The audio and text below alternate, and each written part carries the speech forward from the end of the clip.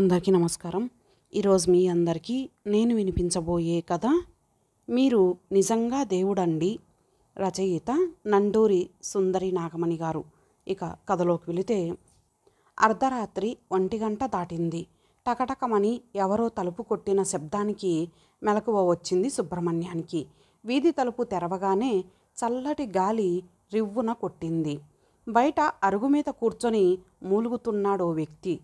అరరే, ఎవరది అంటూనే వరండాలో లైట్ వేసి చూశాడు. నా పేరు ప్రసాద్ డాక్టర్, నొప్పికి మూలుగుతూ అన్నాడు ఆ 30-35 సంవత్సరాల మధ్యనున్న ఓ వ్యక్తి. అతని మోకాలికి పాదానికి తీవ్రంగా గాయమై రక్తం ధారగా కారిపోతూ కనిపించింది. అయ్యయ్యో, ఏమిటి గాయాలు, ఇటురా బాబు అంటూ అతన్ని లేవదీసి మెల్లగా నడిపించుకుంటూ క్లినిక్ రూమ్కి అనుబంధంగా ఉన్న గదిలోనికి తీసుకువెళ్ళాడు. ఎమర్జెన్సీ కేసులను అక్కడే చూస్తూ ఉంటాడాయన. అక్కడ ఒక మంచం వేసి ఉంది.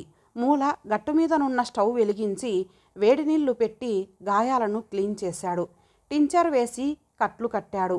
గాయాలు చిన్నవే అయినా ప్రసాద్ బట్టలన్నీ రక్తసిక్తమయ్యాయి. టీటీ ఇంజెక్షన్ ఒకటి ఇచ్చి నొప్పి తగ్గటానికి కూడా మరో ఇంజెక్షన్ ఇచ్చాడు.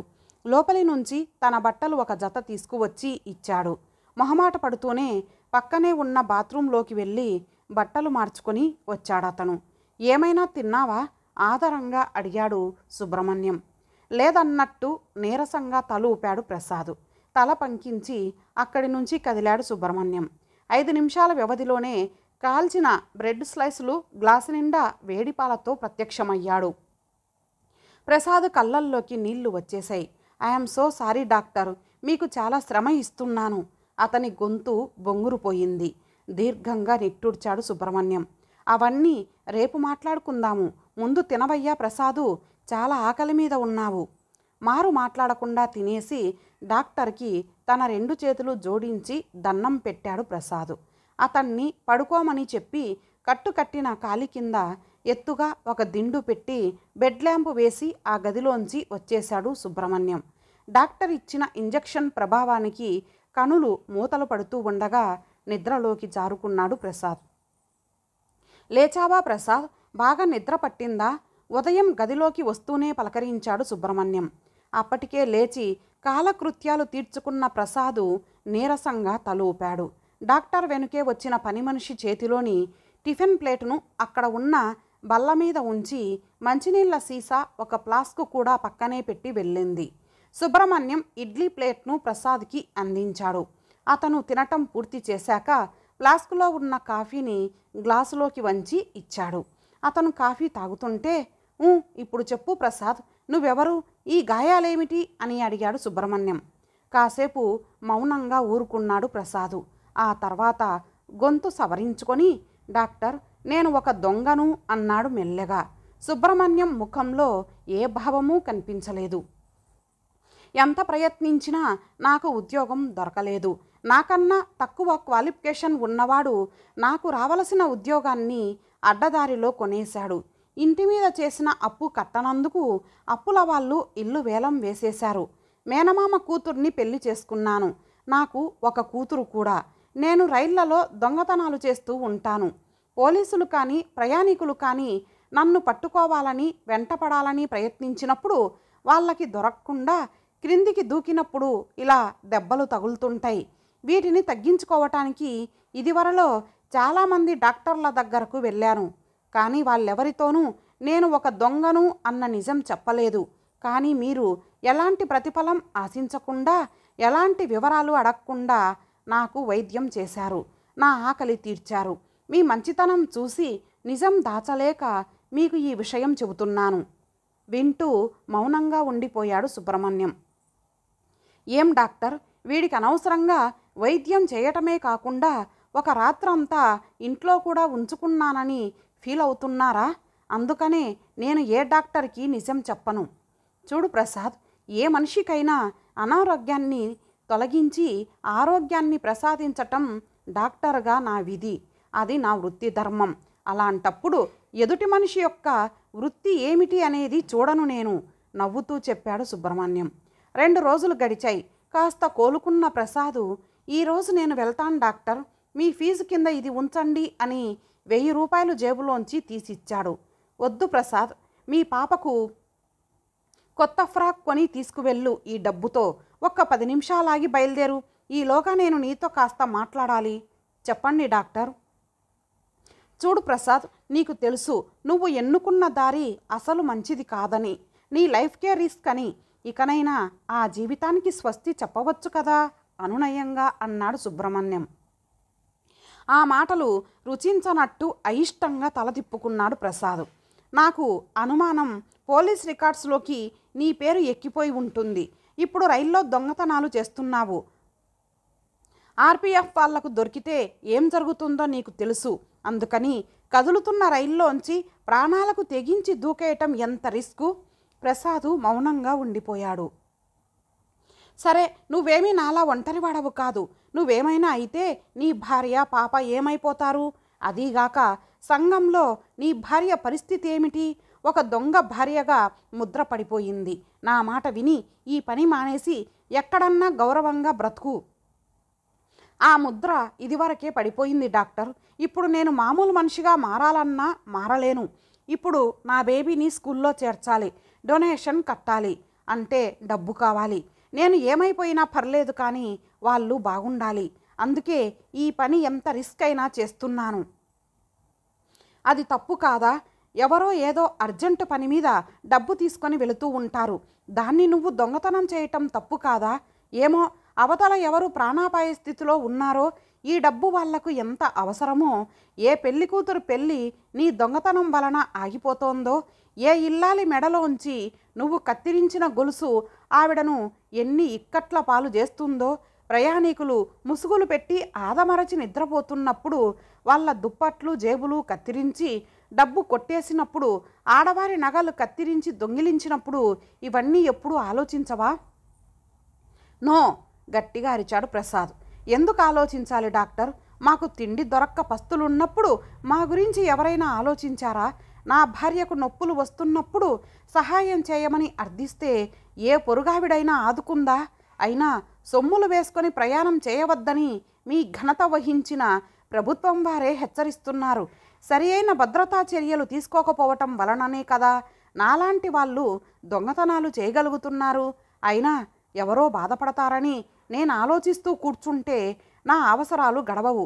నేను తప్పు చేస్తున్నాను అన్న భావన నాకు ఏమాత్రం లేదు దృఢంగా అన్నాడు ప్రసాద్. సరే ప్రసాద్, వెళ్ళిరా, జాగ్రత్త. గుమ్మం వరకు వచ్చి సాగనంపాడు డాక్టర్ సుబ్రహ్మణ్యం.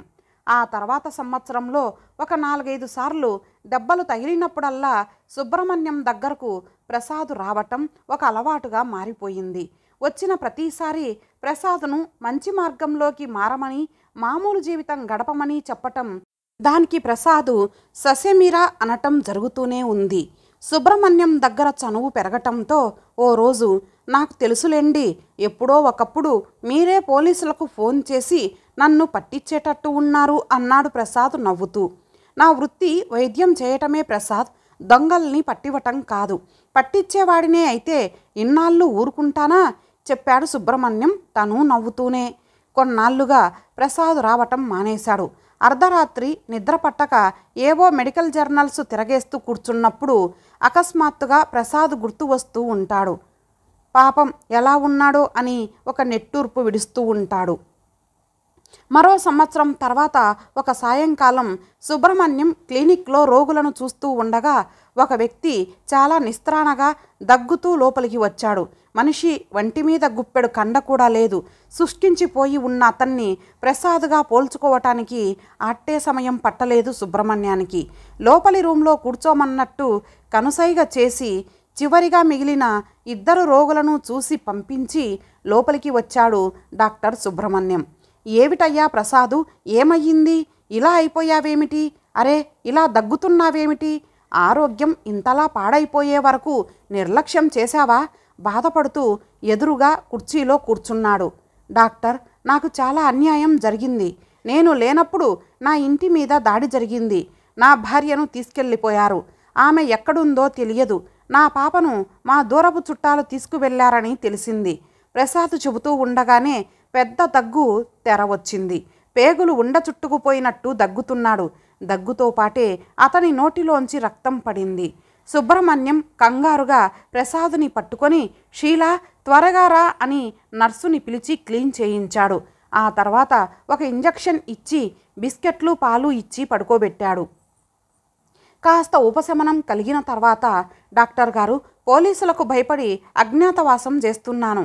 ఈ మాయదారి జబ్బు పట్టుకుంది. నా భార్య నాకు కాకుండా పోయింది.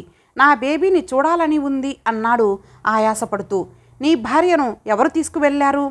నాలాంటి అసమర్థుడిని పెళ్లి చేసుకున్న నేరానికి బలైపోయింది. ఆ మధ్య నెల్లూరులో ఒక రైలు పట్టాలు తప్పినప్పుడు చాలా ప్రాణ నష్టం జరిగింది కదా.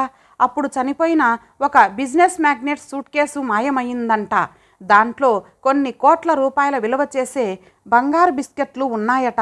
అది నేనే దొంగిలించానని, దాన్ని కాజేయటానికి ప్రయత్నించిన ఒక దొంగల ముఠా అనుమానించి నా జాడలు చెప్పమని ఆమెను బంధించారని అనుమానం. మీరు చెప్పిన అభద్రతా జీవితం అంటే ఏమిటో నాకు, నాకన్నా కూడా నా భార్యకు బాగా అనుభవమయ్యాయి. ఇప్పుడు ఆమె బ్రతికి ఉందో లేదో కూడా తెలియదు. అరే, ఎంత పని జరిగింది. సరే, మాట్లాడకుండా పడుకో ప్రసాద్. కాసేపటి తర్వాత భోజనం చేద్దువు కానీ అన్నాడు సుబ్రహ్మణ్యం. ప్రసాదు బాధగా కళ్ళు మూసుకున్నాడు.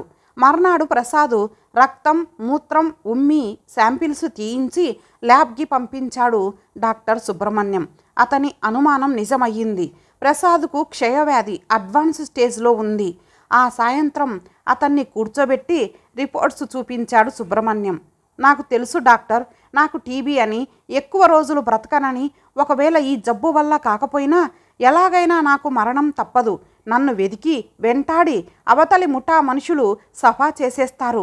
మరొక వైపు పోలీసులు తీవ్రంగా గాలిస్తున్నారు నా కోసం. నేను చేయని నేరానికి శిక్ష అనుభవిస్తున్నాను. కానీ నాకు చచ్చిపోవాలని లేదు డాక్టర్, బ్రతకాలని ఉంది. నా పాపను తెచ్చుకొని చక్కగా పెంచుకోవాలని ఉంది ఆయాసపడుతూ అన్నాడు ప్రసాదు.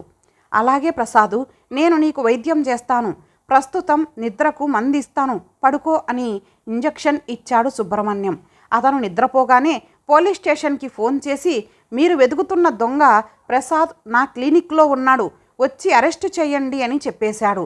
9 ఏళ్ల తర్వాత జైలు శిక్ష ముగించుకొని వెంటనే రైలు ఎక్కి వచ్చేసిన ప్రసాద్ కోపంగా డాక్టర్ ఇంటి తలుపు తట్టాడు. డాక్టర్ కనబడగానే అతన్ని నిలదీయాలనుకుంటున్న అతనికి తలుపు తెరిచిన 15 సంవత్సరాల పాపను చూడగానే కళ్ళు వెలిగిపోయాయి. ఆ పాపను తన కూతురు స్నిగ్ధగా పోల్చుకోవటం అతనికి ఏమాత్రం కష్టం కాలేదు. అశ్రుధారల మధ్య ఆమె రూపం మస్కగా కనిపిస్తూ ఉంటే గబాలున ఆ పాపను దగ్గరకు తీసుకొని ఆమె తలను తన గుండెలకు హత్తుకున్నాడు. నా బంగారు తల్లి అంటూ నుదుట ముద్దులు కురిపించాడు. ఆయనేనమ్మా మీ నాన్న, ఆమె వెనుకనే నిల్చున్న సుబ్రహ్మణ్యం చెప్పాడు. నాన్నగారు. స్నిగ్ధ కళ్ళు నీళ్లతో నిండిపోయాయి. ముందుకు వంగి ప్రసాద్కు పాదాభివందనం చేసింది. ఇప్పుడు స్నిగ్ధ 10th క్లాస్ చదువుతోంది. అమ్మలు, నాన్నకు వాష్రూమ్ చూపించు. ప్రసాదు ఫ్రెష్ అయి రావయ్యా, భోజనం చేద్దాము ఆదరంగా అన్నాడు సుబ్రహ్మణ్యం. మిమ్మల్ని ఒక మాట సూటిగా అడుగుతున్నాను డాక్టర్. ఆ రోజు మీ వృత్తి వైద్యం చేయటమే కానీ దొంగల్ని పట్టివ్వటం కాదని గొప్పగా చెప్పారే, నాకు మత్తిచ్చి వెంటనే పోలీసులకు ఎందుకు పట్టించారు? ఆగ్రహంగా అడిగాడు ప్రసాద్. ప్రసాద్, అప్పుడు కూడా నీకు వైద్యమే చేశానయ్యా. నీకు టీబీ ఉందని తెలిసాక నీకు పూర్తి విశ్రాంతి అవసరమని గ్రహించాను. మానసికంగా ఒత్తిడికి లోనవుతూ శారీరకంగా శ్రమ పడుతూ ఎప్పటికప్పుడు ఆపద నుంచి పరుగు తీస్తూ ఉంటే నీ ఆరోగ్యం ఎప్పటికీ బాగుపడదని నాకు అర్థమైంది. నీకు విశ్రాంతి కావాలంటే నీవు అన్నింటికీ దూరంగా ఉండాలి. అందుకనే నిన్ను జైలుకు పంపించాను. అంతేకాదు, నీ అనారోగ్య పరిస్థితి గురించి జైలు సూపరింటెండెంట్కు ముందే రాసిచ్చి నీకు జరగాల్సిన వైద్యమంతా జైలు శానిటరీలో జరిగేలా చూశాను ఆప్యాయంగా చెప్పాడు సుబ్రహ్మణ్యం. తన సందేహాలన్నీ మబ్బుల్లా తొలగిపోవటంతో ప్రసాద్ కోపం మంచులా కరిగిపోయింది. జబ్బుపడి చనిపోవలసిన తాను జైలు హాస్పిటల్లో వైద్యం చేయటం వలన మృత్యుముఖం నుంచి బయటపడిన మాట వాస్తవం.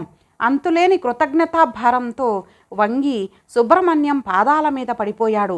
అతని కన్నీరు ఆయన పాదాలకు అభిషేకం చేస్తూ ఉంటే అతన్ని మెల్లగా లేవనెత్తి తన పక్కనే కూర్చోబెట్టుకున్నాడు సుబ్రహ్మణ్యం. డాక్టర్ గారు, మీరు నిజంగా దేవుడండి. నాకిప్పుడు క్షయవ్యాధి పూర్తిగా తగ్గిపోయింది. నేనిప్పుడు పూర్తి ఆరోగ్యంగా ఉన్నాను. సూర్యుడు మనకు వెచ్చదనాన్నే కాదు, జీవాన్ని, ఆరోగ్యాన్ని కూడా ప్రసాదిస్తాడు. అలాగే మీరు నాకు శరీరానికే కాక ఆత్మకు కూడా వైద్యం చేసిన సూర్యుడు. నా చిట్టి తల్లిని తీసుకువచ్చి మీ దగ్గర ఉంచుకొని పెంచి ఇంతదాన్ని చేశారు. ఏం చేస్తే మీ రుణం తీర్చుకోగలను? గద్గదికంగా అన్నాడు ప్రసాద్. చూశావు కదా ప్రసాద్, ఈ ప్రక్కన 20 పడకల హాస్పిటల్ కట్టించాను. పేద రోగులకు ఉచిత వైద్యాన్ని అందిస్తున్నాను. ఇక నుంచి ఆ హాస్పిటల్ కేర్ టేకర్వి నువ్వే. నాకు సహాయంగా ఉండిపోవయ్యా. అంతకన్నానా? ఆయన చేతులు చెమ్మగిల్లిన తన కళ్ళకు అద్దుకున్నాడు ప్రసాద్. తన గమ్యాన్ని చేరుకున్న అతనికి కలిగిన మానసిక సాంత్వనతో అలసిన శరీరము, హృదయము సేద తీరసాగాయి. ఇంతటితో ఈ కథ సమాప్తం. మరలా మరొక మంచి కథతో కలుద్దాం. అంతవరకు సెలవు. నమస్తే.